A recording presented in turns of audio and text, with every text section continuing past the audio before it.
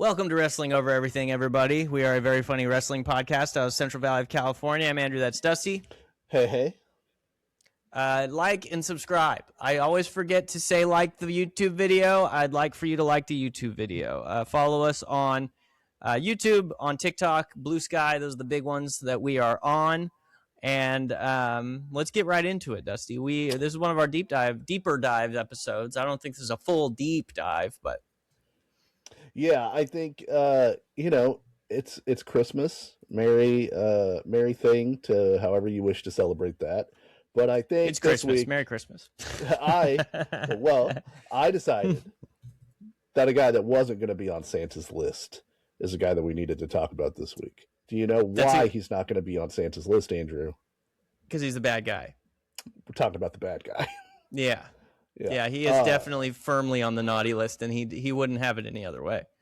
Yeah, we're talking about Razor Ramon, Scott Hall. I don't know, Andrew. What is your? We watched a lot of 1997 in WCW. We're in this time we're focusing on Razor Ramon and particularly his run as a heel in the WWF from debut to about May or June of 1993. Is there any relationship you have to that Razor Ramon character?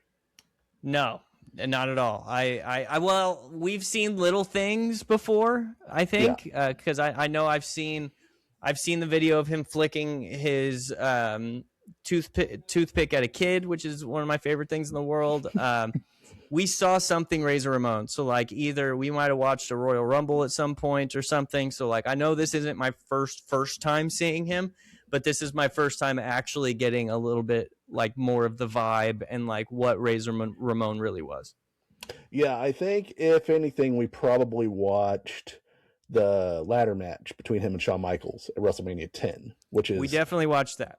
Yeah, he's a babyface in that. So that's also a different flavor for the Razor Ramon character. So most of the people, I'm sure, if you listen to this podcast, you're familiar with who Razor Ramon is, but I'd still like to lay a little bit of runway to get us into what we're talking about.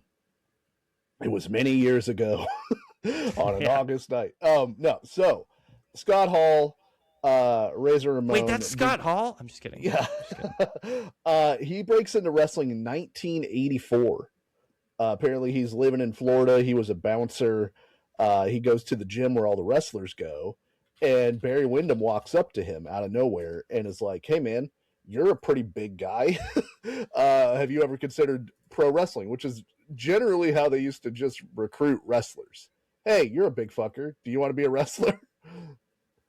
You listen, it's worked for a lot of guys. Yeah. Do you prioritize your family and friends and mental health low on the list of priorities? Would you care to join the pro wrestling circus? That is that picture of Scott Hall is insane. To like, that doesn't even look like the same guy we're talking about. Yeah, it's like every time I see Scott Hall, I forgot how big Scott Hall was. Like, it seems like he might have been smaller in the NWO than he was at this time. So I could be wrong. You know, it could be he was wearing a T-shirt in the NWO. You know, probably T-shirt. Also, he will freely admit, in case you didn't know, he was on the Geese back in these days. Oh yeah, just he was yoked out. He was juiced up. So he's trained in Florida, hangs around there for a while, and then they send him to the Carolinas to get some seasoning, where he debuts as the American Starship tag team as Starship Coyote with his tag team partner Starship Eagle. I can't tell if I think Starship Coyote is the worst or best wrestling name I've ever heard in my life. Starship Coyote is definitely the name of a character from a video game, like from the early days of video games. Like he's the bad guy in a Mega Man, or he's like one of the dudes you have to hang out with in Castlevania or something. Like Starship Coyote. What you buy the B Mega Man at the swap meet. It's like Mega Dude. Mega Dude has to fight Starship Coyote. Super Guy has to fight Starship Coyote. So the abominable cat. He hangs around there for a while in the Mid-Atlantics, and then he gets a big shot in the AWA. After Hulk Hogan leaves, they try to fashion Scott Hall into their Hulk Hogan because he's a big guy, good looking. Early on, you can tell he can work, but they have him do a lot of things very similar to Hogan. And I've never seen Scott Hall's AWA run really, but imagining Hall doing the ear cup and the muscle pose, hitting him with the big leg, that's really I would funny love to see that. I would absolutely love to see that. He starts dyeing his hair blonde. He auditions for Metallica. He wrestles 400 times a year. Yeah, he starts letting his hair go, but he won't quite let it go. Yep. He still wants it on the side. Look at this fucking guy, by the way. This guy is in a 1970s prog rock band. Like, look at that, dude. I assume that's the Starship Coyote vest. What other vest could that be for? Unless it's Native American Scott Hall. I wanted to say, well, Brad Delp from Boston always had a beard, so I can't say he looked exactly like Brad Delp from Boston. Yeah, but it's there a little bit. Yeah, you're in the neighborhood for sure. Yeah, So, Scott Hall figures out pretty much the AWA by the late 80s is on its way out. Like, it's a sinking ship. So he bails on them and he goes to Japan, and then he gets 2 tryouts for the WWF in 1987 and 1990, and they don't hire him either time at that point. So that's surprising. I feel like he's like tailor-made for Vince McMahon. Like, Vince would love this guy. Well, he didn't have a gimmick. Big Scott Hall was, I mean, a Starship Coyote, sure, but he's like, but what's your guy's job? Like, is he a mailman? Is he a veterinarian? I need, give me something. No, he drives a starship. Can we build a starship? We don't have the technology yet, brother. How much does it cost to build a starship? Can you puke? Yeah, give me something. You're so goddamn big.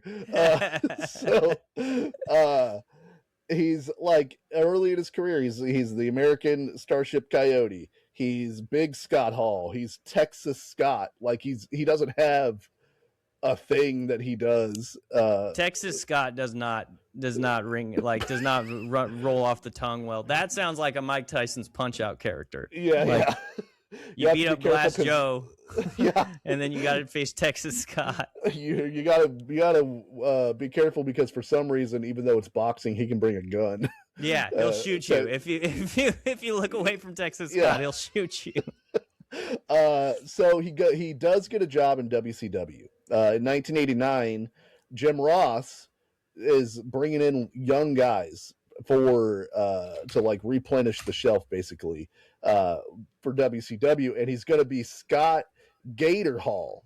They show him playing volleyball at the beach, doing riding in boats, fishing, and he's wrestling alligators, which is a gimmick. It's a bad gimmick, but it's a gimmick. It's just another job gimmick, man. Yeah, This guy wrestled gators. I done wrestled every gator there is in the bayou. Now, me, Scott Hall. I'm coming to WCW. That looks like it's from a movie that I would have watched on TBS during the daytime. In the summer. That guy's. It's called Fell in Love with a Gator. Yeah, fell in love with a gator. He's like, look, I'm sorry. Yeah, I fell in love once and almost completely now. That's we're gonna get demonetized because I sang 5 seconds of a Jack White song. It's way too close. Okay, so he gets hurt. So the fates have determined that Gator Scott Hall is denied of all of us. Probably best for Scott Hall, worse for us. He comes back to WCW. Now he's the Diamond Stud with 2 Ds. And he's like... Which is a sick name. Which is a pretty sick name. And he's like teamed up with Diamond Dallas Page. And that's when him and Kevin Nash meet each other. But they're way low on the card. But this is the bones of the Razor Ramon gimmick. Like, he comes up with the hair curl and the slick back hair in this thing. He comes up with the toothpick because him and Dallas Page are supposed to both have toothpicks for their promos. Yeah, Diamond Stud. And he's got the flippy glasses. Yeah, you're just doing everything you can do to try to stand out. Let me get 10. It's all hats on a hat. I got 10 hats on top of my hat to try to get noticed. Dude, you're about to say it. He is so big. Yeah, his traps those are Brock Lesnar's traps. That's crazy. I think he's definitely smaller in the NWO. He had to have been less on the juice in the NWO. And so the Diamond Stud, like, he loses to the Z-Man, which is pretty low on the totem pole of things. He's dark times for the Diamond Stud. Yeah, dark times for the Diamond Stud. He's involved in some of these Clash of Champions and a couple pay-per-views. He's in the Chamber of Horrors match, as you'll recall, or probably won't recall. But then he gets hurt. And he decides that after he loses to Tom Zink again, for the second time in a row, he's like, I gotta get out of here, dude. I can't be a dude. I'm doing on jobs TV. for the Z-Man. Yeah, I'm 350 pounds. Yeah, I can't be a dude with these traps doing these jobs for the Z-Man. Yeah. So he inquires about the WWE one more time, and he meets with Vince, and they're sitting in the room, and Vince is like, "What do you do?" Basically, or like, "What do you got?" And he's like, say hello. He's basically, say hello to the bad guy. He starts doing Scarface for Vince, and he's doing all the tropes and the Tony Montana and all of that. And Vince's eyes get gigantic, and he's like, "Yeah, the bad guy." Oh shit! People hate Latinos.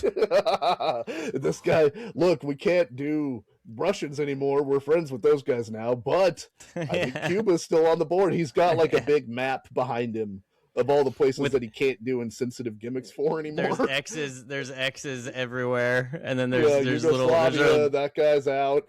Yeah, but there's still a big dart right in Cuba. So, they decide to do these vignettes for him, and that's where we'll start. But it's like Vince directs these vignettes, and that's when Scott Hall knows, like, hey, I'm a project for this guy. He's coming to all these things. We're coming up with shit on the fly. We're doing improv, all this stuff. And they used to do this for their big wrestlers that were coming into the company. Like, you do months of vignettes, sort of debuting the character before those guys ever get in the ring. There are 3 vignettes we watched, and it is shocking to me how bad Scott Hall's Cuban accent is. I haven't really dialed in on it since I was a kid, and I was like, sure, this guy's Cuban. I don't know what that means. His accent is offensive. He's never said a word in Spanish in his entire life. Yeah. He's in the first vignette, he's wearing a white suit with no shirt, and he's walking through Havana, like Cuba, he's walking through Florida, basically, I think, like, but it's supposed to be like kind of a Havana or sort of double, you know. Yeah. And the white suit with no shirt is sick. Like, listen, you have to understand, Scott Hall as Razor Ramon it's a really offensive gimmick nowadays in 2025.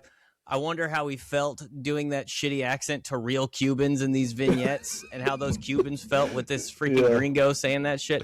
But he always looked cool. Like, that's the thing about, like, and we'll talk about it as it goes. Like, Razor Ramon's gear was awesome. Always. He always looked cool. And in these vignettes with the colorful shirts and like all that stuff, I mean, it helps when something fits you like that. You know what I mean? Yeah. If I wore it, I'd look like Cuba Pete, the king of the rumba beat, from the mask. But when Scott Hall wears it, he looks like the coolest guy in the room. Yeah, when you got those shoulders, it really can help any situation, you know. It's crazy, dude. He's like, I'm from a place that's terrible, no education. Who needs it? Who cares? I'm the baddest guy around. He says, "What do I want? The world, Chico, and everything in it," which is sick. But that's from Scarface. So he's just straight up ripping off Scarface. There's one where how did Vince? I wrote it down. Vince out of nowhere was like, "We take you now, ladies and gentlemen, to a Cuban immigrant." Yeah, yeah, because it's like we talked about with the Undertaker stuff a couple weeks ago. The syndicated shows just used to be squash matches and then transitions to like, hey, here's a guy that's coming in. So it's like, I don't know, the Undertaker probably just beat Dusty Boone in 2 minutes, and now they're like, to the Cuban immigrant that we're bringing in next. Yeah. But fucking look at that, dude. He is, so as cool. They say, uno bastardo. Yeah, dude, look at how freaking, like, the hair is ridiculous. You're trying to be Danzig, you know, but like he's wearing 50 chains. He has no shirt on under his white suit, and he's got a lavalier mic on, and he looks like the coolest guy on the planet. And that continues in the next vignette, where he's wearing the super colorful, like, here, I got a picture of that one too. Look at this shirt.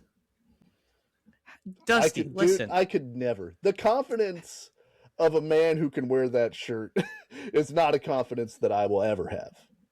Yeah, dude. I'm a relatively I'm thin, but I'm in shape. You know how gay I would look in this shirt, and I don't say that as a pejorative. I'm not saying that as a bad thing. Yeah. Nobody ever in the world could see me in that shirt and think that I enjoy the company of a woman. Dude, he like it, and it just works. And I think he's wearing Zuba stretchy pants under tucked in to that shirt. Of all the pants in the world, Dusty, those are the purplest pants that have ever been worn by anybody in the world. Yeah, the audacity of this man, the gall of him to do that. But he's at the fruit market, and he goes Bambinos, but it's every time he tries to use a Spanish word, like you said, it's the most stilted use of the Spanish language, which is a romantic language. He can't do it, but it's so funny because he goes Bambinos, school. Who needs it? Yeah. When you're Razor Ramon, you take what you want, and he's like putting extra sauce on all the R's when he talks about himself, and then he goes, "I take whatever I want," and then he takes one plum from the thing and starts eating it, and then the shopkeeper tries to talk to him about it, and it's probably like, "Hey man, if you wanted a plum, you could just tell me." Like, it's only one. Yeah, dude. It's I've got like 50 plums. But yeah, if you could read Spanish, you could see the sign says gratis, so you can just have that plum, dude. It's not a big deal. And then there's the restaurant scene. So we go. He's just on the street, then he's at the market. Now he's at the restaurant, and he's giving off huge influencer vibes because he eats and he's like, nothing's too good for Razor. Good food, good chicas. And then the guy brings the bill. This guy has the audacity to bring a bill to Razor Ramon, and he's like, do you know how many people are going to start eating here because I eat here? Which is the equivalent of, I have 500 TikTok followers, I should get this product for free. I'm paying you an exposure. They hadn't learned about paying an exposure. Yeah, at this point in time. The Q rating that you get from having Razor Ramon sit in your restaurant. By the way, people who can see this, I didn't put the "we're too popular" when you're too popular to pay for food meme around this. That's just a video online. But yeah, that's from YouTube. That's YouTube's deal. Look at how quickly he gets pissed at this guy for putting a bill on the table. What is this, man? What is this, man? 1 second. Now you've offended the bad guy. He was hanging out. He was having a great time. He's eating a torta, probably. You come near him with the bill, and it gives big Goodfellas vibes. You know, the famous Pesci scene in Goodfellas where the guy comes over to him about the bill. And he's like, in front of my friends? You're going to embarrass me about this? So all of this stuff works. Oh, and then he starts yelling at him, and he's like, what do you want me to do? You want me to you want me to pick the food from your teeth? You want me to bust the table? And then he throws all the shit off the table, and he's like, I'll bust the table. And like all of this works for me as like an outline of a character. I think it's hilarious. Yeah, I think it's really funny. And like it's wrestling funny. Yeah, it's weird. Like it doesn't quite pass. You know how in movies there's the Bechdel test of are there two female characters that talk about something that doesn't have to do with one of their boyfriends in a movie, and they're like dozens of movies do not pass this test. But probably like, pretty good. This this doesn't pass the why'd this guy go to wrestling school test necessarily, but it's still fine. Because you still have to imagine, like, well, this guy had to learn how to do a razor's edge, and this guy had to learn how to do a sack of shit slam that he does, you know. Well, you can say it's for the money. You can say that he's a prize fighter. He's coming in trying to get famous and earn money because he didn't go to school, Dusty. Like, what's he gonna do? Who needs it? Yeah. So then I always like to. So I'm given the gimmick like based upon all like the introduction of these vignettes. This is like an 8.5 for me. Like it works really, really well. His motivations aren't exactly clear. He's like he doesn't really mention the WWF at all in these vignettes, but it's like he's coming in. You know, I think it works really well. It's all about him, man. Well, yeah, I might dock it a little bit for the accent. Yeah, well, that's why we're getting an 8.5. It's a 10 without the accent, bro. Yeah, that's. So then we get his first match, which is on WWF Superstars. Of course, it's against Paul Vandell. Unfortunately for Mr. Vandell, I don't think that he's going to win this match. It's always a bad sign, and we've talked about this, where the telecast starts and his opponent's already in the ring. Yeah, and the commentators are talking over the announcement of his name. They're like, like you can. It's muffled in the background. It's like in the ring, hailing from wherever, and they're like, "So SummerSlam's coming up." This guy's got no Vince shot. Vince is like, Mr. Perfect. What about you and Macho Man? Is he? When are you going to talk about something way more interesting than this guy who's about to get his tits lit by the Cuban character? The song Instant Bop, the Razor Ramon song is incredible. It's apparently pretty close to an Eagles song. I've heard the Eagles song, and they do, or it might just be a Don Henley song, but they ripped the drums directly from that song. But it totally works. It's a great song. It's got the 1980s cop movie synthesizer kind of lightly in the background, which is pretty cool. And it starts with tires screeching for some reason because Cubans drive fast, apparently. Yeah, he's leaving the scene of the crime, dude. I will now take the point to admit, embarrassingly enough, that for many years of my life, I did not know those were razor blades on his on his stuff. Listen, that's mighty big of you to admit, Dusty. It makes sense. They're very clearly razor blades. His name, I don't know if you know this. His name's Razor.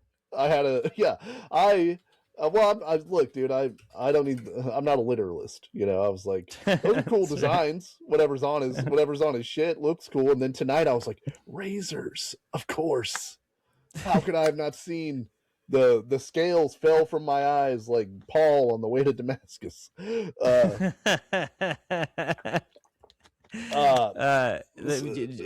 Vest, got to show the vest. Yeah, vest is pretty good work. Listen, dude, like I don't know how many people had better freaking gear than Razor Ramon. Like there's one of the matches. I'm trying to find like a shot of his tights to see what we're dealing with here. Look at those tights. Yeah. Purple and gold, and he's got the Yeah. razor blades on the ass. Not Yellow in the everybody front. not everybody knew those were razor blades. I just want to say. There's the razor blades. Yeah. Yeah, dude. I wonder what those are, Dusty. Look, I don't know what to tell you. Sometimes you don't know. So yeah, he rocks Paul Vandel's shit pretty good here. Last the Undertaker episode, we talked about the origination of the choke slam. Scott Hall busts out a kind of choke slam in this match. He does it to a few guys too. Yeah, which is kind of funny because he's not the biggest guy, but he's big. And he would keep doing that kind of over the shoulder kind of choke slam like through most of his career. He picks up later on. He picks up Macho Man with two hands and throws him like a sack of shit. So yeah, he does a top rope back suplex, which is always a move that looks really cool. I'm always nervous when they do. I don't know how you take that move and don't kill yourself, but Mr. Perfect is like, he was 15 feet in the air.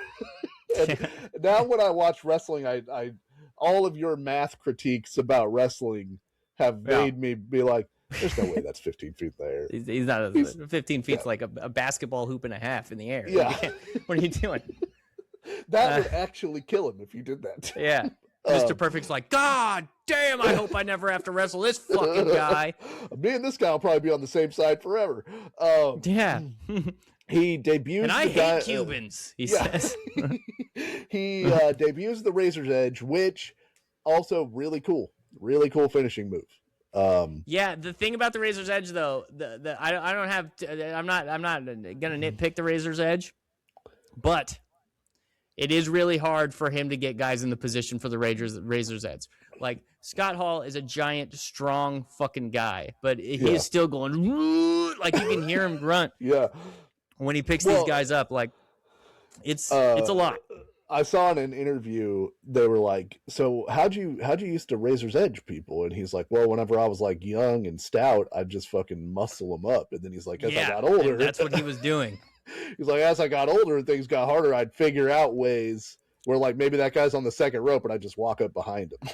Yeah. and fucking post him up and then hit him with it. Yeah, because it's like, even if you're strong, which is, he is, that's a tough ask of somebody, even if they're helping you. It's different than a power bomb, which seems easier to do to somebody, like, because you don't have to post them up and hold them. Like, you have to get him over your head, and like, like I went to the gym today. I was doing those, like, you got a dumbbell and you're doing triceps like this. Yeah. I was doing that with 40 pounds, Dusty. How much does this sack of shit weigh? You know what I mean? And he's probably not helping you on the way up because he's jobbing to you, and he's already concussed. Yeah, you already beat the dog shit out of him. You dropped him 15 feet out of the air. So I feel like they pretty much from onset have nailed the general vibe, and then he adds to it. Like you said, the ring gear is top notch. The finishing move is cool. Like, he's an entertaining wrestler. Like, I think right from jump, they've got a marketable star, and clearly they also think so.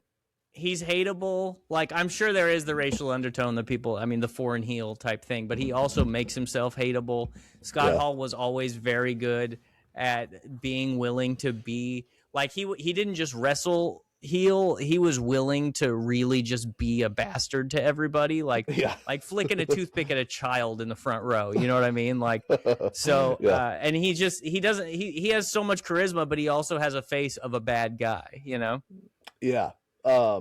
So they immediately, his first major feud, they put him with Macho Man. And the thing is, in 1992, the WWE's having a kind of a tough time. Warrior's back, but he's not as over. Hogan's gone. They were trying to get Sid over in 92 as the next big monster heel. Sid leaves. So they're kind of stuck with what they're doing. So they go back to Savage with the belt. And Savage and Flair have a feud over the world title. And so it's nice to be able to have that in your pocket, huh? Yeah, it's not a bad, Bret Hart's on the rise, like they're building him up and stuff, but like a lot of the guys from the 80s expansion and the big money years are gone, or on their way out, Yeah. So Flair and Savage are going to wrestle for the belt, and Razor Ramon helps Ric Flair beat Savage to win the belt back, and it becomes the Macho Man, so Macho versus Machismo of Razor Ramon, right? Which is like a natural kind of wrestling feud, I guess. Hot damn, are we going to hear the word machismo a lot in the next few matches that we watch of this freaking guy? So after he costs Savage the title, they move into a feud with each other. Mean Gene is giving an interview with Razor, and Razor tells him, Cayete, Chico.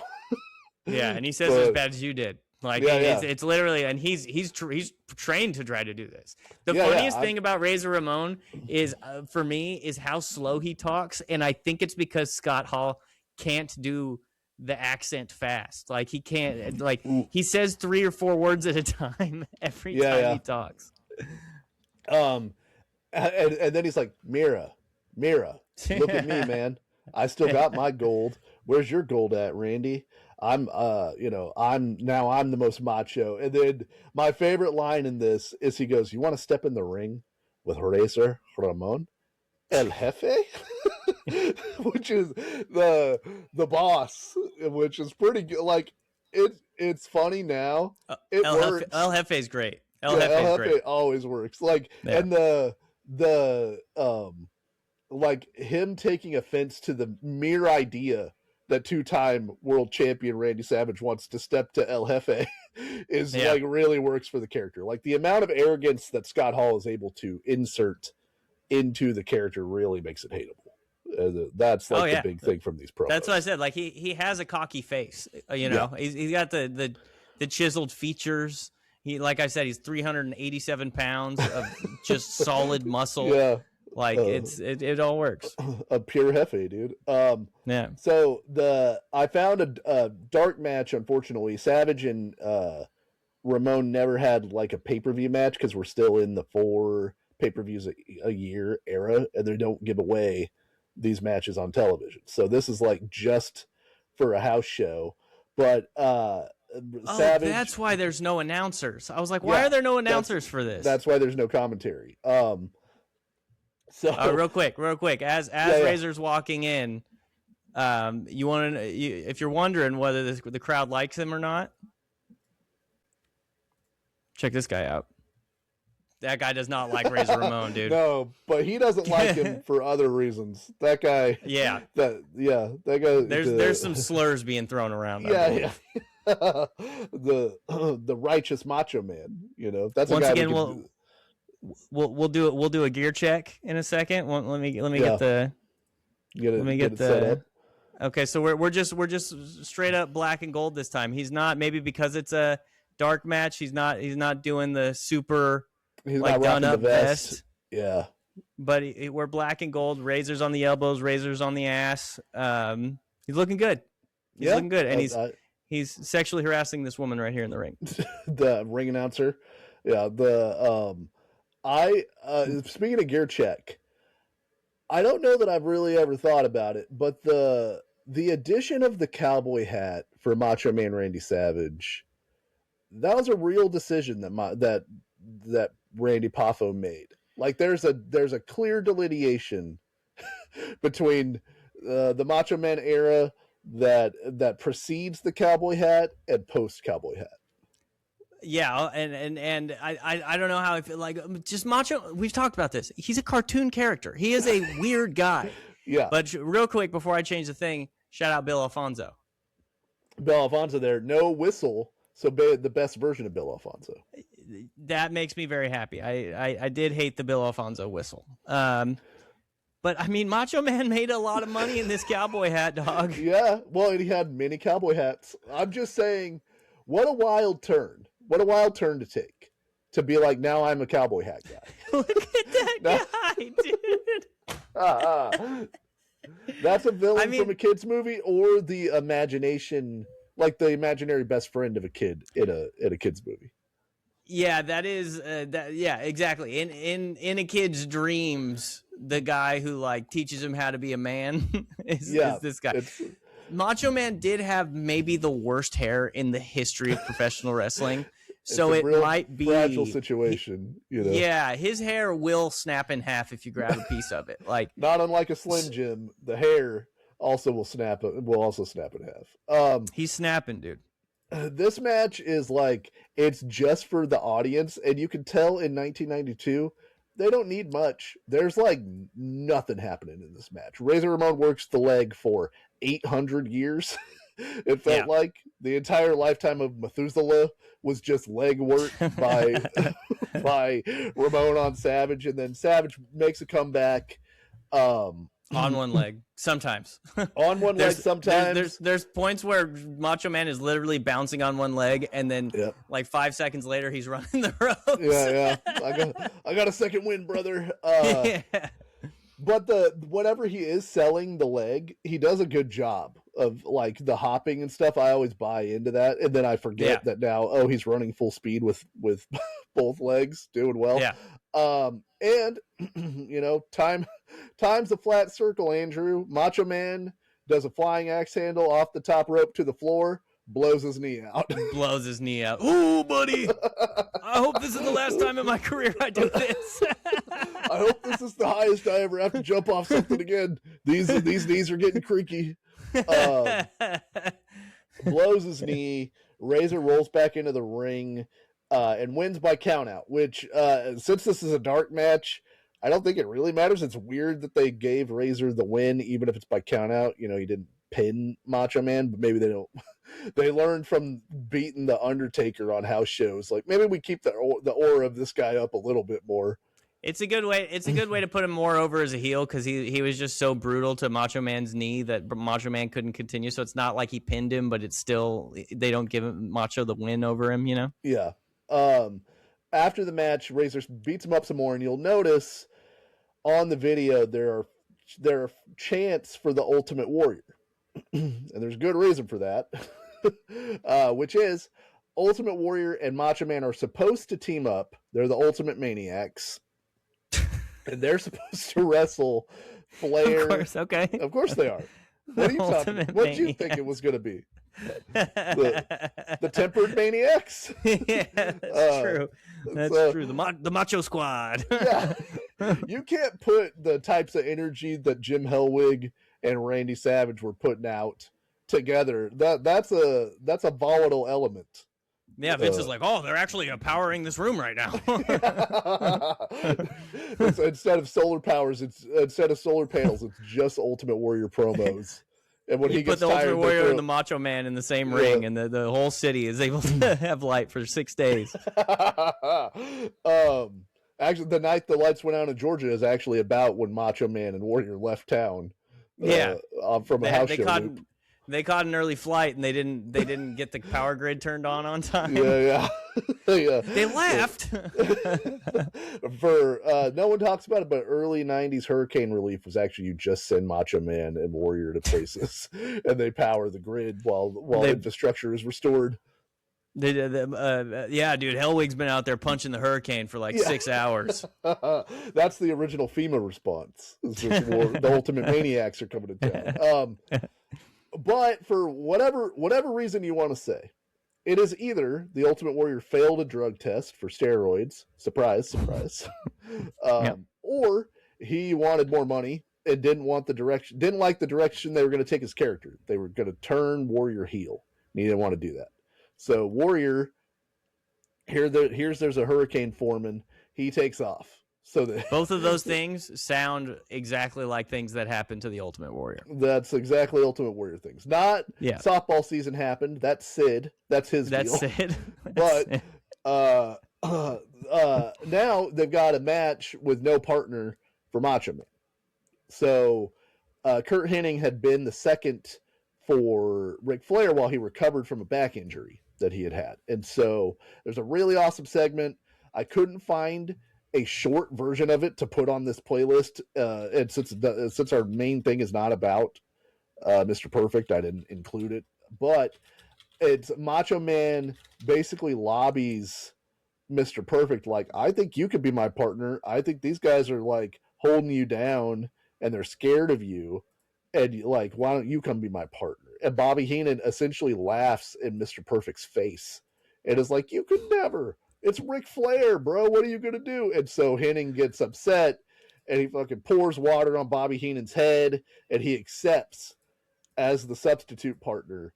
So now they're not the Ultimate Maniacs. They're maybe the Perfect Maniacs. They didn't name them. I wasn't on the marketing team back then. Yeah, you can do it. You know what I mean? I'll take the Perfect Maniacs. Yeah. So that leads us to Manic Perfection. Yeah. That's good. Manic Perfection's the name of a band that was never started that could have been. Yeah, shirtless singer for sure. Yeah. There's a Ric Flair Razor Ramon promo that is so funny to me. I had to include it here. Flair is at, like, he's a race car in the red. All the RPMs are all the way up. Yeah, he's like, Perfect said that Flair walks in his shadow, and he's like, I'm the 2-time champ. I won the Royal Rumble. I beat everybody except you because you were on the outside, you bitch. Yeah. And the difference between Flair being all the way up and then he walks off. He's too excitable. Yeah. He walks off screen and then it goes to Ramon, and he's just so cool. And he's like, nothing's changed here. He's like, we were gonna beat the shit out of Ultimate Warrior and Macho Man. Now we're gonna beat the shit out of Mr. Perfect and the Macho Man. Everything's cool. He's a Kamate, Rick. That's what he says. Kamate. He certainly does say that. And then Flair blows back in at the end of the promo. And while Flair's going insane, every time that Flair's making a point, Razor Ramon's in the background going, Wednesday. Yeah, he just keeps saying Wednesday. He's just hyping him up. It was really good. I thought this was a really good promo, and like pretty good from Ramon here. And just the different energies, but of the types of heel that you would have. Like Flair's all the way up. He should have been saying miércoles. That would have been funnier, but he can't say it. Yeah, no. He was like, man, if it were Lunas, I could have done it. But yeah, God damn it, I wish it was Martes, bro. Why isn't it Lunas? So, Survivor Series 1992. We got Ric Flair and Razor Ramon versus Mr. Perfect and Macho Man Randy Savage. This takes place November 25th, 1992 at the Richmond Coliseum. We got 18,000 people in attendance. This is also the first time that they basically abandoned the Survivor Series format, except there's one Survivor Series match that's pretty terrible with the Nasty Boys and the Natural Disasters teams.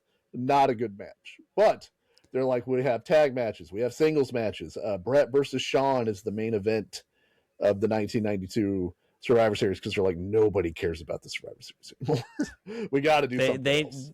They knew that 33 years ago, Dusty, and then they did it again. And then they killed me again. I got another gear check. I mean, he's got the vest. Yep. We're going purple and gold again. Razor blades on his ass. And he's Flair in the robe. Him and Flair are they're matching like they're going to prom. Like Razor's like, I'm maybe wearing the purple trunks, and Flair's got like, I got a robe. I got a robe to match that. Yeah, I'll go with you. Flair's got one of those every flowers on his chest. Of the rainbow. And look at this freaking maniac. He's got a boot in the ear. Oh yeah, that looks like an Ultimate Maniac to me. Yeah, he definitely was ready to. He planned his gear when he thought he was wrestling with the Ultimate Warrior for sure. Yeah. Who can out-French each other? It's me and you, Jim. Look at his Cincinnati Bengals hat he's got on. Yeah. We're gonna get demonetized.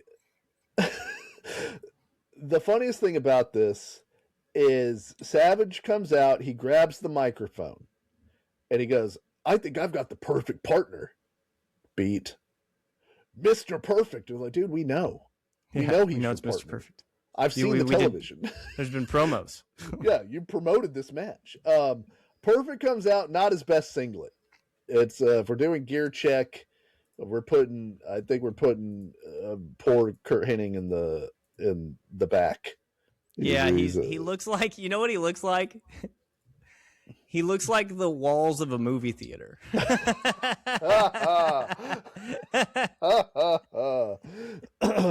Now showing on Mr. Perfect's back, sleepless in Seattle. Yeah, dude, you know they put the little dots and lines on the wall so you don't run into them. I did run full speed walk full speed into the wall of a movie theater one time. You're apt to do that.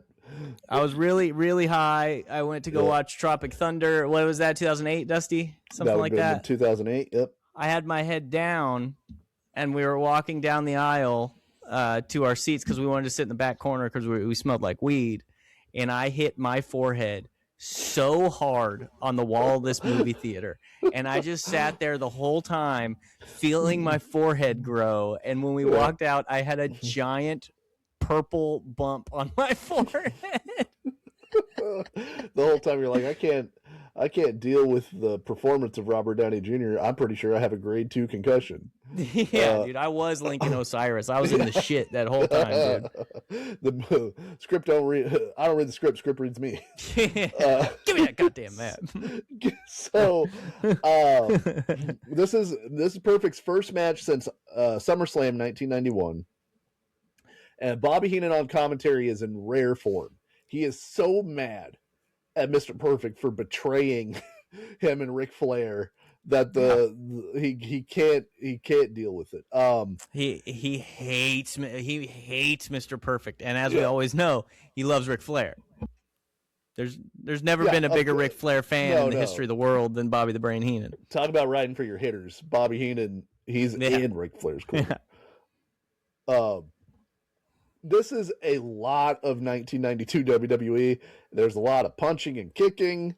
Not a lot of wrestling moves to be found in this match. But there is heat.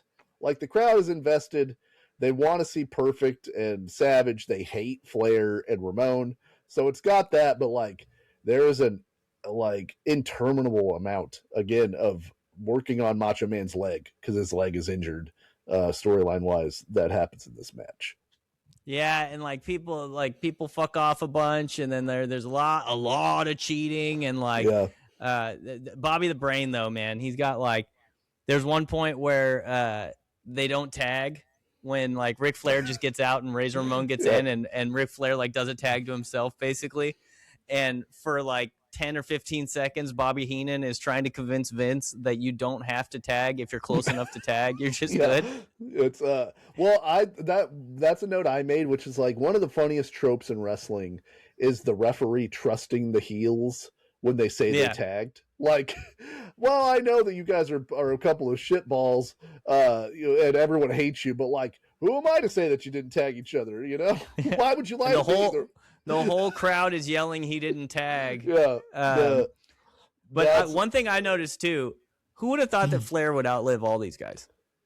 Yeah, man, that is wild. A couple of them by a lot. Yeah. It's and another thing, Flair's only 3 years older than Randy Savage. Yeah. I didn't know that. Well, it's because he is the Nature Boy. He is the Nature Boy. Rock star. That's there. Dude, you guys got anybody watching this? I tried to make this go viral. The Ric Flair did a video where he called himself a rock star in the funniest way possible, and it never caught legs. I might have to try that on our TikTok. Yeah. I thought so. The big thing in this match, for whatever reason, they're working on Savage. They're getting heat on Savage. Perfect and him have worked together fine this entire match. All of a sudden, Mr. Perfect's like, you know what? This heat segment's going on too long. I'm fucking out of here, dude. Yeah. I don't want to stand on the apron. I've only got a few good years left in this back. I don't want to spend them on the apron. So he decides to leave for no real reason at all. And then the conflict internally lasts about 30 seconds, and then he comes back and stands in the corner again. And the crowd's cheering him when he's walking back. He didn't just almost It's like the Chris Rock bit where it's like, I take care of my kids. You're supposed to, you dumb motherfucker. Yeah, You're supposed to stand on that apron. You signed on to be a tag team partner. Yeah. Finally, Savage makes the tag, hot tag to Perfect, and in this we get another part of what makes Razor Ramon so great, which is he's so confident, he has so much arrogance, he portrays all of this, for lack of a better word, forgive me, machismo. But when he's getting his ass beat, he sells incredibly for his opponent.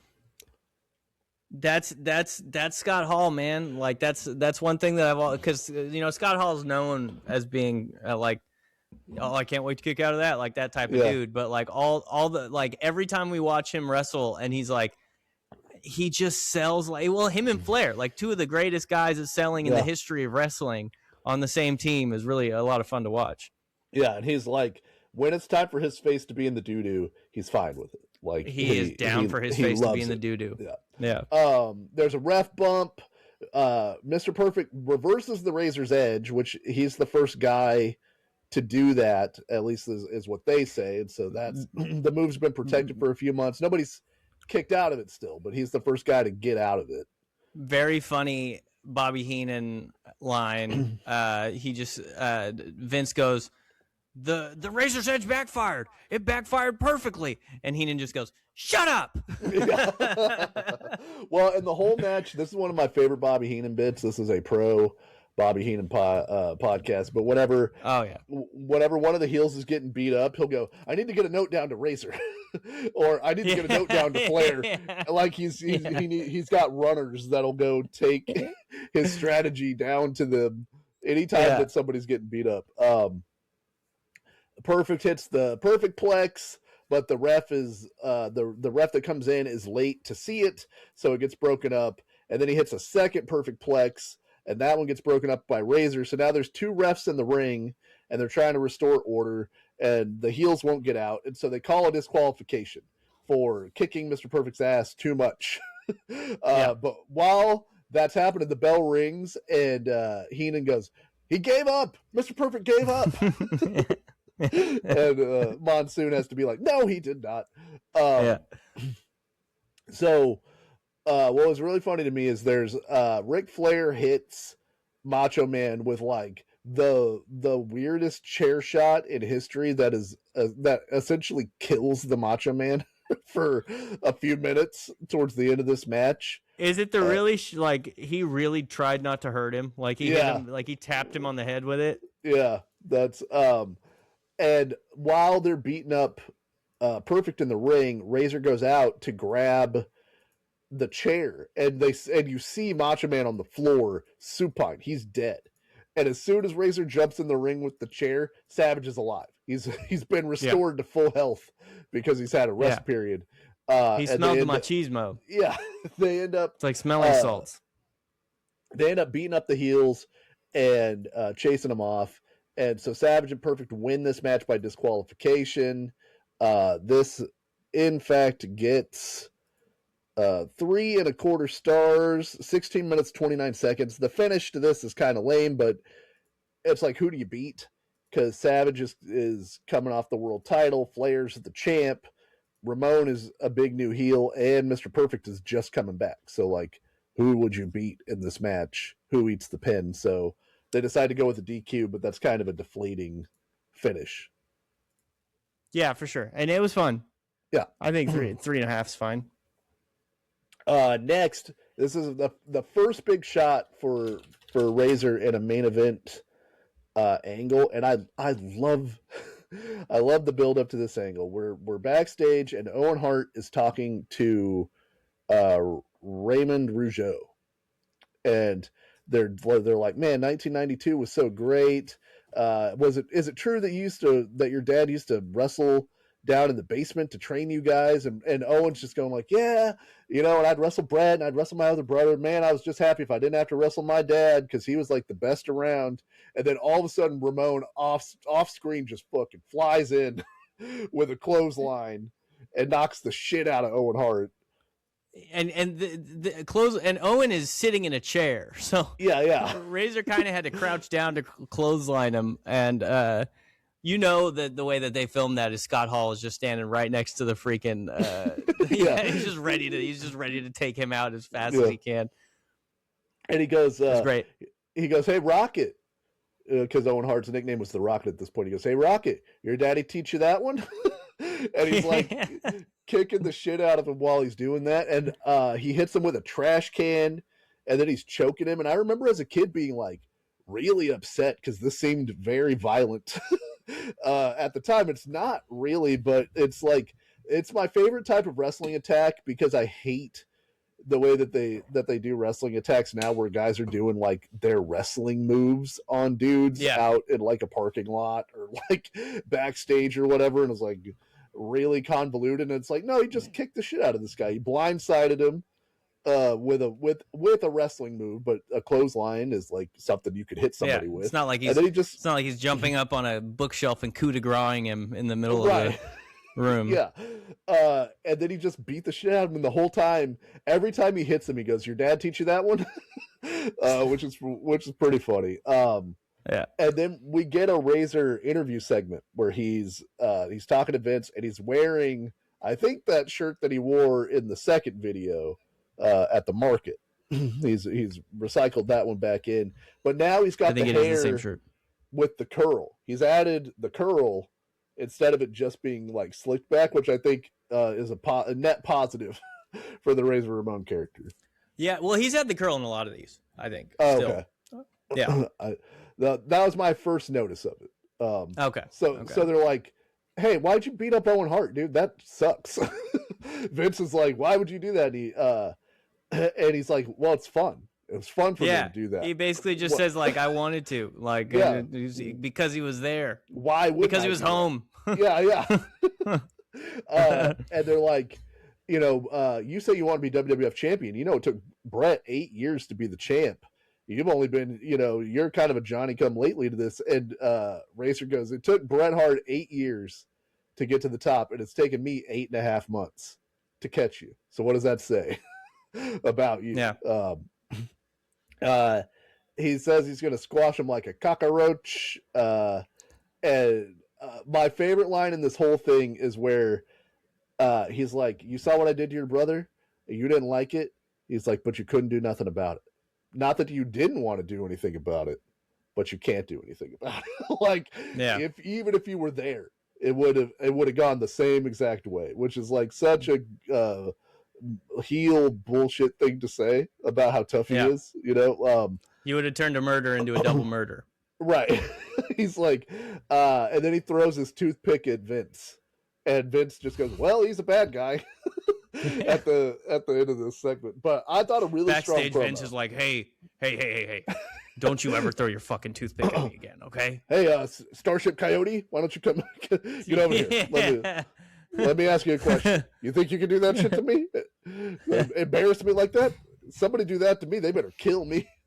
You better kill me, motherfucker. Yeah. I'll send you back to the AWA faster than you can say, Chico. Yeah, Chico. Faster than you could say, Silencio.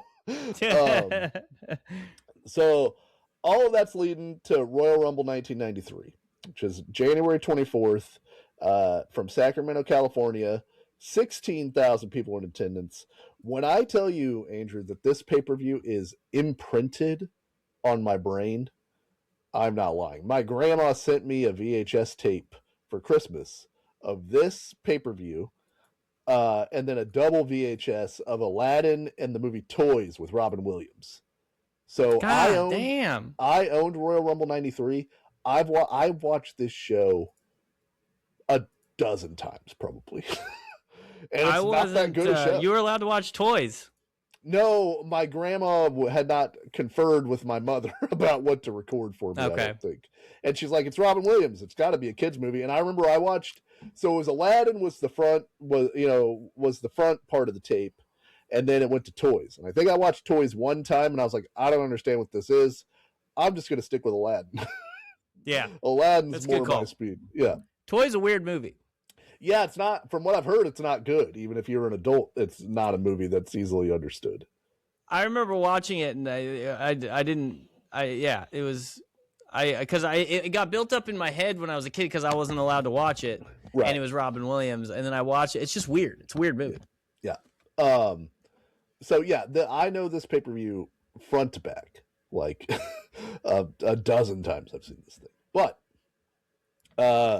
Razor comes out. Do we have a gear check for We certainly do have a gear. I think this is the red gear, which might be my favorite. This is, in my opinion, this is the dopest gear maybe anybody's ever worn in the history of wrestling.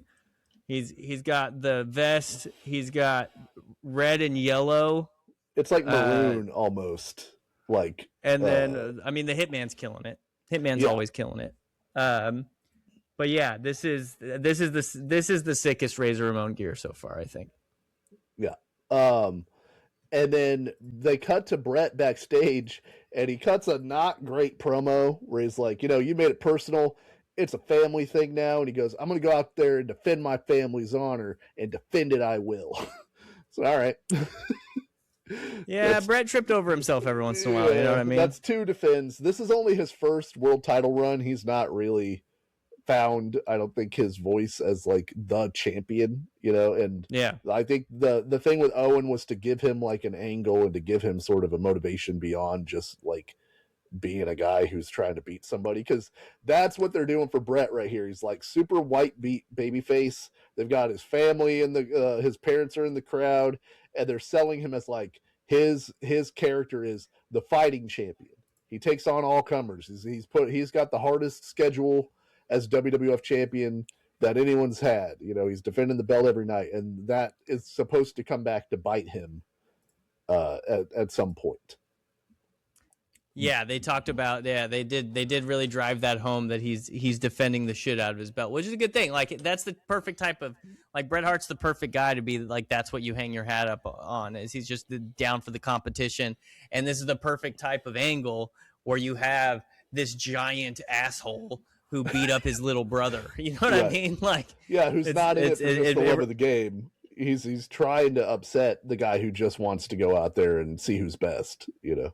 Have you ever seen the Nate Diaz interview where they ask him if he was ever bullied in school? Oh yeah, and he goes, "Nah, man, I had a brother. I had a big brother." Yeah, he's like, "I had a big brother." Yeah, that a lot of people have done really good edits of that, of just Nick Diaz just beating the dog shit out of people after he not says only that. did I have a big brother, Nick Diaz was my big brother. Which is, my big brother was the problem. I don't know if you've heard of him. He knocked out Paul Daly and Robbie Lawler.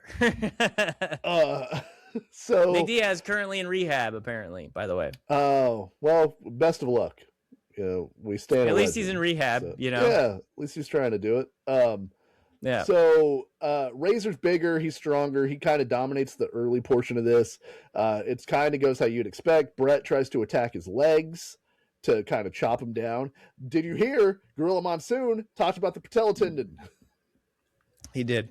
He did, and that's how I know. He did talk about the patella tendon. It's because of Gorilla Monsoon. I wanted to point out as well on this freeze frame, this guy in the close to the front row with just a little tiny sign that says "No Mercy" on it. That's really funny. I didn't see that. It looks like just a piece of just letter paper. He wrote "No Mercy" on it. No mercy. It up. Just no a mercy, little tiny, no mercy, little tiny no mercy. This is also what if it's a little tiny guy? Yeah. He's standing on a chair. That's holding a big it over. sign. No mercy, no mercy. Yeah. That's a big sign for an exceptionally small guy. That's the thing. This is Hornswoggle's first wrestling show. Nobody knows. Nobody knew that. I think this is where Brett gives his glasses to a kid, and then Razor throws the toothpick at that kid. It is. And I wanted to actually talk to you. Have you ever seen a kid receive Bret Hart's glasses and make any sort of like happy response to it? I have seen that happen. I've also seen a kid stick out his tongue at like the camera. I feel like every time I've seen a kid get Bret Hart's glasses, he no-sells it. He just has the glasses on now. And he doesn't like I don't know why. I don't know if he tells the kid beforehand, I'm going to give you the glasses so the kid's not surprised, or like it's just so often. I feel like you would get Bret Hart's glasses and be like, "Oh my God, it's Bret Hart's glasses." You know what I mean? Well, maybe it's like, one of those things where it's like Bret Hart's not the most giant guy, but he might be the biggest guy that kid has ever seen. He's like, I've only seen this person on TV, and now this person, maybe they're like starstruck or something. They might be starstruck because Razor Ramon's right there. Like, he's way bigger Right. than Bret Hart, but like, this is, and I'm not going to play it because I've played enough of WWE copyrighted material on this. But like, this kid doesn't move. This is right. what this that's kid does when he gets Bret Hart. That kid is about it. Yeah. Maybe he realizes how shitty made the fucking glasses are. Because like, yeah, that was my first souvenir from a wrestling show, was the Bret Hart glasses. I mean, they looked cool on Bret Hart. Yeah, I mean, they worked for me. Also, I was very cool. Just so you know. Did you wear them to school? Everyone was there. I took them to school to show them off. So guess what I got? Hell yeah! Those same glasses that any person who had $12 could have purchased at this WWF live event. You think Bret wore these? Yeah. This match has a spot that is stuck in my mind my entire life because I owned this show. Razor goes to throw Bret into the corner, and Bret slides under the bottom rope and runs ribs first into the ring post. And I had never seen that. And like, the sell of it still looks good now. Like, and it's unexpected, and it immediately is like, then that's the story of the match. They build in that, and that's such a Bret Hart spot to do. You're not talking about when he runs full speed and his chest into the turnbuckle? It's different one? Not the Stampede bump, not the one that like Benoit and those guys took. No, it's like, dude, that never gets old. It just never gets old. Every time he does it, I'm like, holy fuck, dude! Like, that sucks. How can he still breathe? Yeah. No, it looks like he's doing that, and he slides like into the ring post, ribs first. Oh, okay. Or like, on the I must side, have missed that one. But so then he gets put in the abdominal stretch, and Bobby Heenan goes, well, we all know Bret's a quitter. And Monsoon's like, no, he's not. And he goes, his dad was a quitter. And he goes, I'm sorry, what? And he goes, I don't know, maybe it was his mom. Just whatever Heenan can do to bother Gorilla Monsoon. There's a part where Monsoon's like, why doesn't Bret try to put him in the sharpshooter? And Heenan's like, he knows that Razor's legs are too long. And Monsoon goes, well, how does he know if he doesn't try? And there's a perfect pause. He goes, how does he know if he doesn't try? And Heenan goes, he's dumb. Yeah, because he's dumb. This is also the debut of the fallaway slam, where where Razor catches the guy and then he throws him over his back. We haven't seen that in one of the matches before this, but that's like a signature Razor move. That's called the sack of shit slam. Because he did it to, I believe he said he did it to Carlos Colon one time, and then when they got backstage, Carlos Colon was like, hey man, why you throw me like a sack of shit? Really, really good. The thing I noticed about this match that I miss, everybody's punches are good. And maybe throughout watching most of this, like, Bret Hart throws a good punch, and Razor Ramon throws one of the best punches. Like, whatever he was laying into Macho Man in that Survivor Series match, that shit looked like it was landing on Randy Savage. And they throw like good body shots with intent at each other, like where now it's like you got to throw the fucking Street Fighter combo with a bunch of punches in a row and then a shitty back fist. Like, I'm looking at you, AJ Styles, but like the punching in this match was really good for sure. I believe it's Maxine Dupree in the WWE. One of her moves is a spin kick that never lands, and it's the slowest because she has to throw it slow enough where the other person can duck it. So it's like, it never looks like it's going to hit you anyway. And if it did hit you, it wouldn't hurt because it's not thrown with any intention to injure you. But like, this is just meat and potatoes. Like, Bret's laying his shit in. It looks like Razor Ramon's really punching you. And like, I just missed that in wrestling. The end of this match I really liked. So, Razor's basically got Bret in like a knuckle lock or like a test of strength kind of thing, and Bret kind of leverages him into a sunset flip, And when Razor kicks out, their legs are kind of intertwined, and Brett works the sharpshooter out of that from the ground. And it's like, well, he couldn't get it on him whenever he was standing up and Razor was on the ground because the leverage wasn't right. But now he could figure it out, and he uses that sharpshooter to finish the match and pick up the win. He beats Razor in 17 minutes, 52 seconds. This also got 3.25 stars. I thought that finish was really, really cool. I forgot that that's how they got into it. And that's like a thing for Brett's matches, like different entrances into the sharpshooter, or finding cool counters and things to get into his submissions. Very much a classic Bret Hart sequence, which I really appreciate. Yeah, turns out Bret Hart really good at pro wrestling. Pretty good. Yeah, and then pretty excellent at executing things. Yeah, and I thought Scott Hall like really held up his part of the bargain here as a heel. Like, he was menacing. The shit he did looked like it hurt. He was definitely getting heat from the audience because, like, between the way that he was like intentionally doing his offense and the way Bret was selling it, it looked like he was killing Bret Hart in this match. Yeah. And I know that Razor Ramon never ended up being the WWF champion. That is true. Did he get more title matches? Not really, because like we'll talk about, he turns babyface pretty soon after this match, and then like the other champions are also babyfaces. So it's like Bret's the champion here. He loses the belt to Yokozuna, who Razor might have wrestled, but Razor ends up in the IC title division. He's like the Intercontinental champion for quite a long time. And so he doesn't, I don't remember like a big, at least a high profile match with him and Yokozuna for the belt, but then it's like, it's back to Bret, and then it goes to Kevin Nash, and then it's back to Bret, and by then he leaves. So there's not a lot of... Yeah, I'm seeing only one, but it could be wrong. Yeah, there's like not a lot of opportunity for him to have been the WWF champion at that time. Okay. But yeah.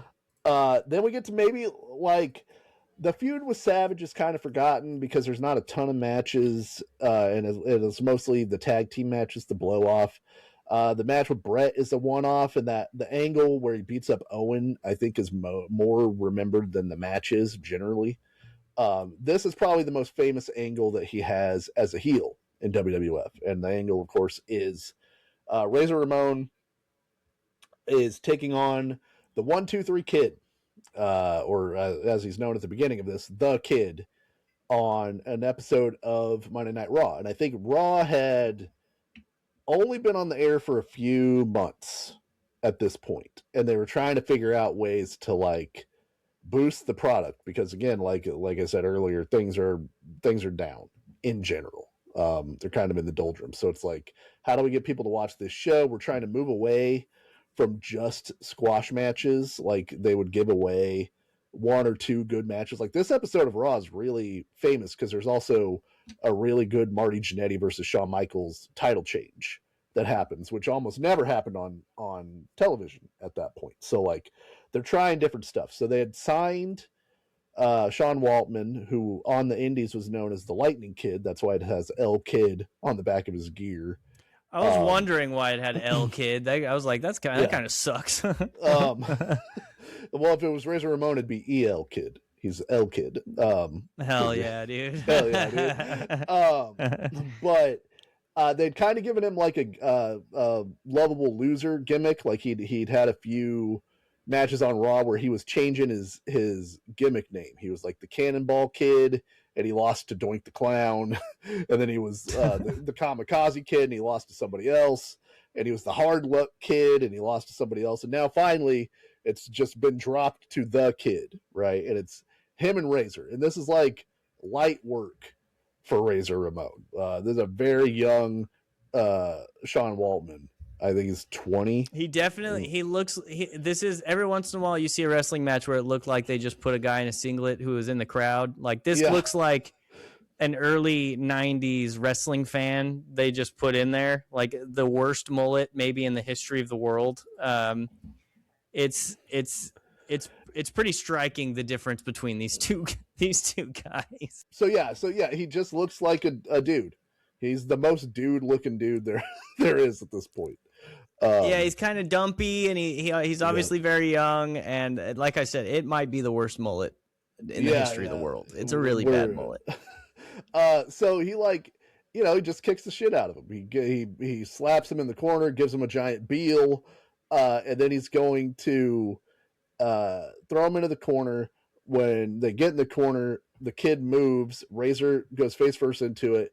Kid jumps up on the top rope, hits a moonsault, and pins Razor in like 2 minutes. And the thing that I do appreciate, I was going to say the thing I appreciate is like the kid's knee hits Razor in the face for the moonsault, which gave me the sense that maybe that could be enough to put Scott Hall down for 3 seconds. Like, it wasn't just he caught him on a body press. It was like he hit him in the head with his leg, so that's at least something. And I think the crowd at first does not react because they are not expecting anything to happen.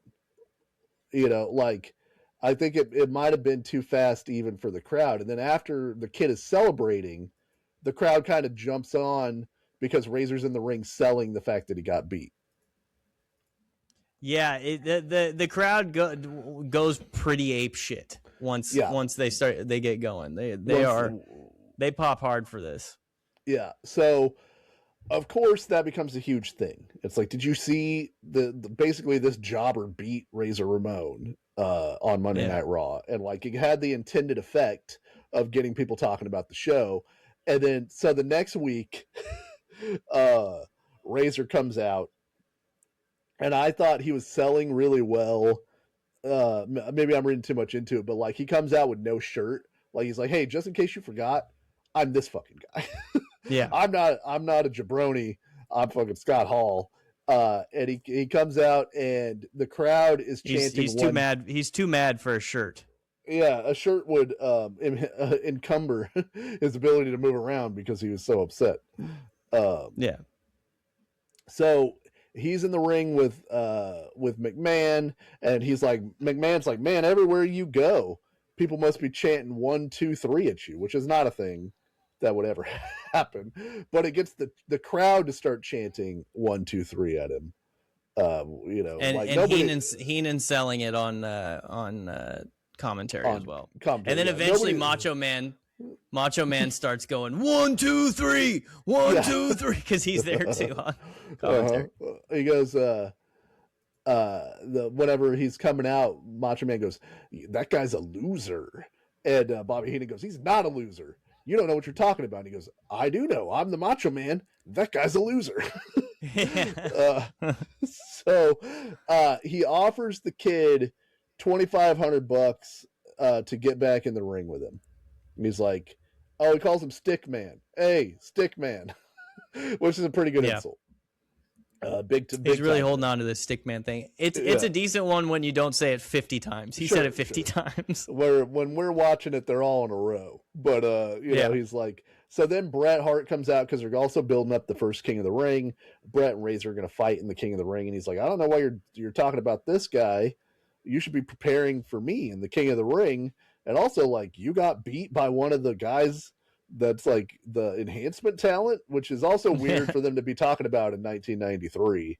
Like, well, he said one of the underneath the guys, or something, and then he eventually started saying the rookie beats you. Yeah, so it was like he might have figured out in his head, like, all right, I'm being too inside baseball right now. Yeah. Come on, Hitman, don't expose the business. We know that these guys aren't supposed to win, and you lost to one of them. Hilarious. So, the next clip is aw shucks G Willikers 1, 2, 3 kid being like, gosh, Mr. McMahon, I was so happy I got to be on Raw, and I'm wearing my Raw t-shirt still, but I can't fight no Razor Ramon a second time. He's like, I was watching this match with my grandma. It's like, come on, dude. Think of what that guy will do to me.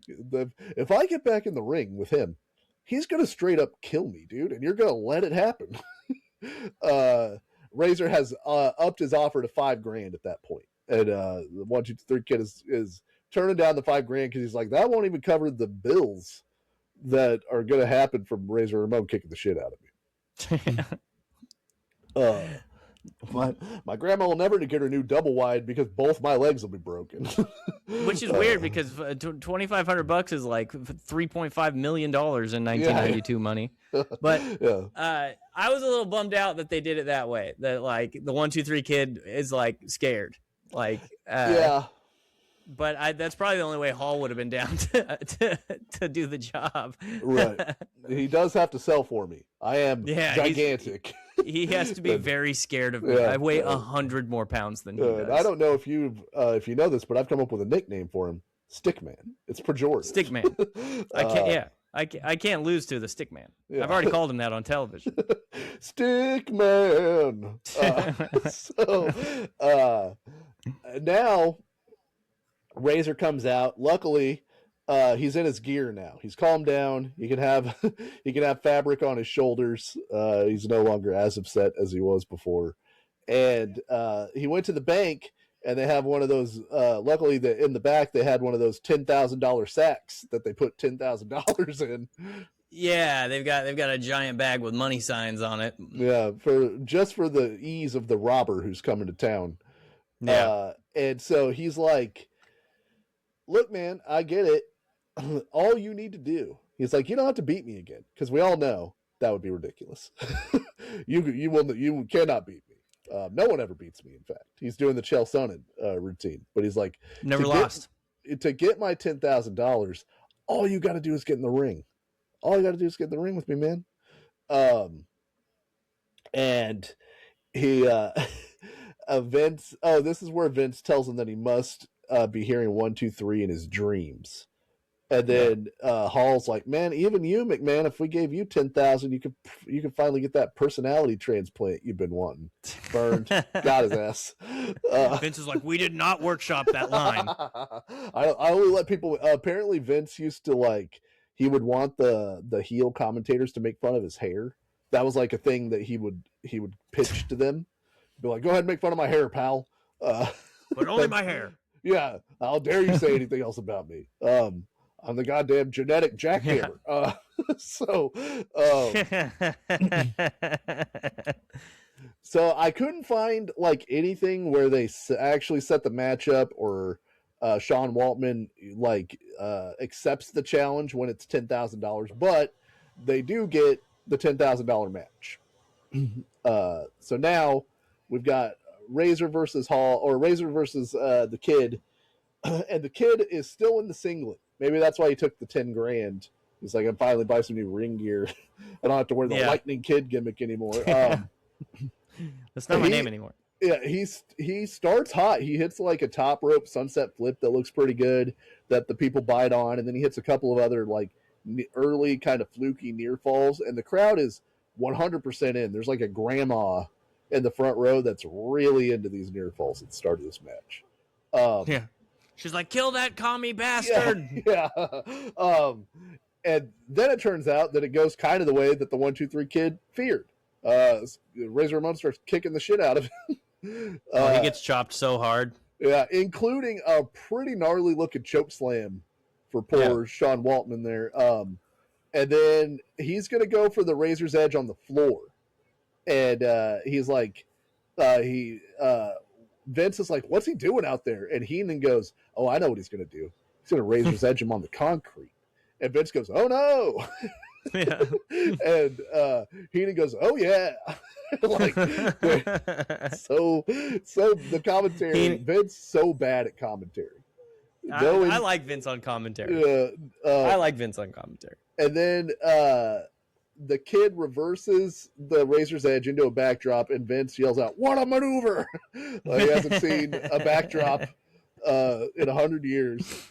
Yep. And unfortunately, the Kid goes to the top rope to try to do some kind of top rope move, and he trips. His foot gets caught on the top rope, and he eats shit on the now exposed concrete, which is not funny. Like it's ironic that's he spared himself, and then he just dove face first into the concrete. I would disagree. I do think it's funny. Because he seemed fine. Yeah, I mean, as of the character, it's not funny. Oh yeah, it's very funny that like, because they tease this concrete thing, and they're like, "There's no way they're going to do this because that will really hurt the guy." And then he reverses it, and then he goes to jump on him and falls and just eats shit right into the concrete. Yeah, it looks very funny. If you guys ever have a chance, to, like, if you don't like this match isn't great because it's it's fine, but watch him hitting his face on the concrete. It's very funny. This is more angle than match. So like they get back in the ring and then they run back the moonsault spot, same exact spot from like a month ago. But Razor kicks out at 2, and then the kid is like, "Well, fuck this. That's the best I got to beat this guy." And he just runs to the corner, grabs the bag of money, and bolts to the back. But he has to slow down enough so Scott Hall can nearly catch him, but not quite catch him. And then they run backstage, and he jumps into a running car that I, in my headcanon, want to believe was driven by his grandma. I was thinking the same thing.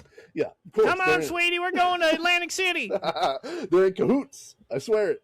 And then they come back from break, and like this is another thing that's really great about wrestling, which is like the worst moments of someone's life, someone sticking a microphone in their face and immediately asking for their response. They're like, "Man, how's that feel? You don't got your 10 grand anymore. That guy ran off with it.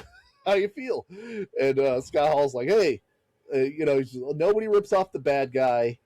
I'm going to come find you. Like you have to, you want to be a pro wrestler. You're going to have to come back eventually." Did he find him? Well, interestingly enough, right after this, he turns babyface. Okay. Because the 1-2-3 Kid returns and beats and is wrestling the $1 Million Man, who's been giving Razor Ramon shit for losing to the 1-2-3 Kid.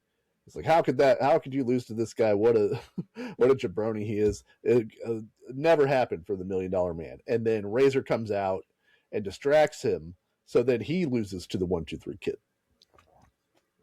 And he's a legend killer, bro. He's like Gunther. Yeah, that turns Razor babyface, and then him and the 1-2-3 Kid are cool. I guess he forgives the debt of $10,000 because now he's a good guy and he's obligated to do so by good guy law.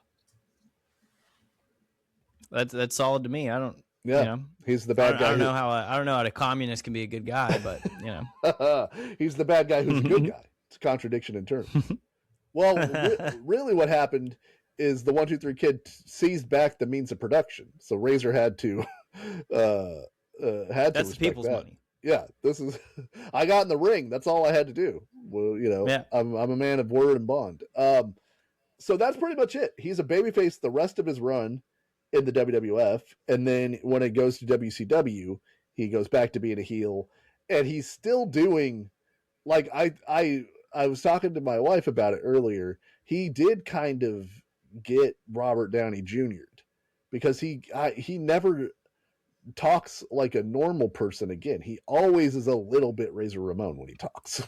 Like he never the DVD commentary didn't hit. Yeah, he drops most of the accent. He still says "Hey yo."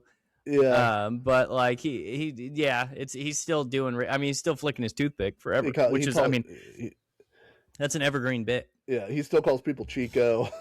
Like he's he's still doing it. So that's it. So I don't know what the ceiling was as far as a heel for Razor Ramon. I think the crowd started to really like him because, like we were talking about, like he just has charisma that's undeniable. Yeah, he's crazy charismatic, and he's cool, and he's like cutting cheesy promos, but they do have cool lines in them occasionally. I'm El Jefe is good. All I Want's What's Owed to Me, the world and everything in it. Like he's cool, and it's hard to keep a bad guy a Wednesday. heel.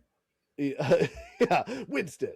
The English version, not Spanish. Miracle. Wednesday. Wednesday. But I thought it's interesting because like this is the big heel run as a singles guy in his career, because in WCW he's mostly a tag wrestler.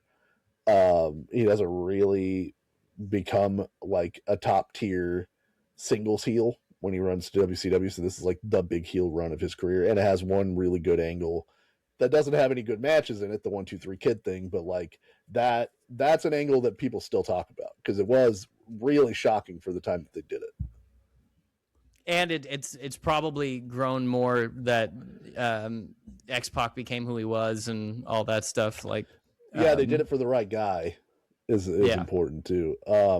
Speaking of which, so I pulled the box office from the week that Razor Ramon main evented his one singles pay-per-view where he was wrestling for the world title. You want to take we talked about it earlier in the episode. You want to take a guess what movie sits at number 1 at the box office? Toys. What's part 1 of that VHS, Andrew? Aladdin. Street Rat. God damn it! I don't buy that. 50% chance. Yep. God damn it! And Aladdin's a way bigger movie than Toys. They might have been out at the same time. I don't know. You could go see Aladdin. You could go see the heartfelt film Alive. Really easy. It's a holiday film to take down. Eddie Vedder biopic. A Few Good Men is out here, which is like a pretty good movie. R.I.P. to Rob Reiner. We've got The Bodyguard, which is also the number 1 album for all of January and February of 1993. Whitney, man. Yeah. I Will Always Love You is like an undeniable banger. And it's never know when that floor tom's going to hit on the big crescendo. Every time I hear her sing, it's like every time I see Scott Hall, I forgot how big he was. Every time I hear Whitney sing, I forget how good she was. Yeah, incredible. So, everybody was peaking at the right time. We got Aladdin, who's a street rat who made good. He's not riffraff, much like Scott Hall, much like Razor Ramon's character. And we got 2 virtuosos at the top of the chart. So that's awesome. Yeah, Aladdin didn't have education. No, who needs it? Bambinos. Yeah. Education. He showed that girl the world. Yeah. All you need to do is figure out how to beat a sorcerer, get a magic carpet, have a procure a magic carpet. Yeah. Hang out with a pet monkey that does bits. You gotta have last genie. Yeah, you gotta have monkey related bits. And you can impress the queen of or the princess of Agrabah. Easy as that. I watched that movie 300 times when I was a kid. I don't remember anything from that movie except for there's a magic carpet ride. I know the song Whole New World, same thing, magic carpet ride, kind of redundant. I know there's a genie and I know there's a monkey. And I'll tell you this. I don't remember the shit genie else. knows a lot of stuff. For ancient Agrabah, he's doing a lot of bits about contemporary pop culture. The genie lives outside of time. The genie definitely lives outside of time. Oh, I also remember Prince Ali, Fabulous He, Ali Ababwa. Yeah. Isn't that what they say? Yeah. I thought, so, okay. We'll get out of here after this. I thought the lyrics to that song, they say, stronger than 10 regular men. I always thought they said, check it and see. Like, if you doubt that he's that strong, come check it out. But what do they say? Definitely. Stronger than 10 regular men, definitely. Okay, yeah. It's a good song. Yeah, that song's a banger. Phenomenal cosmic power, itty bitty living space was a joke that I thought was one of the best as a kid. You can see Sebastian from the Little Mermaid is in there whenever he's talking about, I forget what it is. A Caesar salad, right, dude, I think. We've run the end of this. Hold on. So there's all right. So then there's the Cave of Wonders, right? Okay. So thank you to everybody who listens. We appreciate it very much. Like Andrew said at the top, like the YouTubes, like the TikToks, share them around. Leave us a comment. Let us know your favorite Scott Hall moments. I think we covered a lot of the big ones for the WWF, at least in his heel run. We wish you happy holidays, Merry Christmas. All that. We'll be back next week because there are no days off for the Wrestling Over Everything podcast. There you go. I made that up. No days off. That's me.